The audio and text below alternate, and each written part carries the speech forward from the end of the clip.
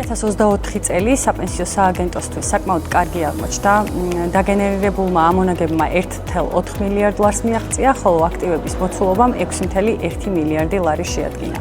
რაც შეეხება მომგებიანობას, ნომინალურმა ამონაგებმა 2024 წელს 11.6%, ხოლო ინფლაციის გათვალისწინებით რეალურმა ამონაგებმა 9.5% შეადგინა.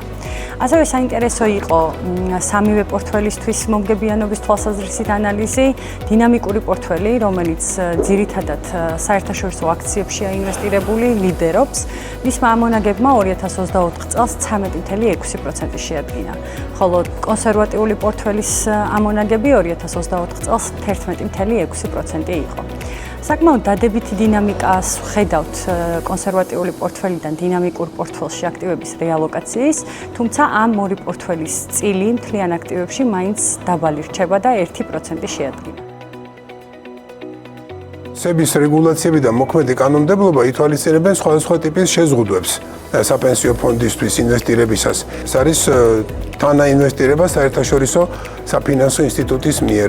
მეორე არის, რომ შეზღუდულია მონაწილეობის ზედაზღვარი. ეს არის 20% ამა თუ იმ პროექტში საპენსიო ფონდის მიერ მონაწილეობისა.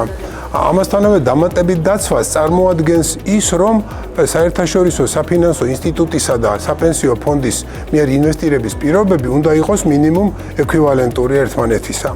საერთოდ მინდა ვთქვა, რომ ფინანსურად სწორად და კარგად სტრუქტურირებული პროექტი, დივერსიფიცირებული პორტფელი, დაცვა მოქმედი კანონმდებლობისა და SEBI-ს რეგულაციებისა წარმოადგენს საპენსიო ფონდისთვის გრძელვადიანი და სტაბილური განვითარების წინაპირობას.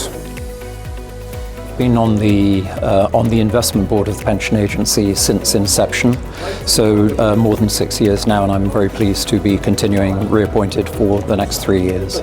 So the change from having a supervisory board of ministers to and an investment board of foreign professionals to a single unified board, I think, is a natural progression. We've moved to a system now where we have a single board. We have 5 local elected officials, 1 government-appointed representative, and 3 international experts, of which I am one continuing, and Jean-Frédéric Paulsen will also continue. He has also been on the board since inception.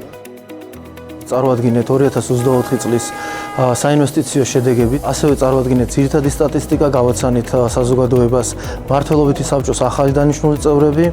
2024 წელი იყო ძალიან წარმატებული, 1.185 მილიარდი ლარის კონტრიბუცია შემოვიდა და ვისაუბრებ ახალ სტატისტიკაზე.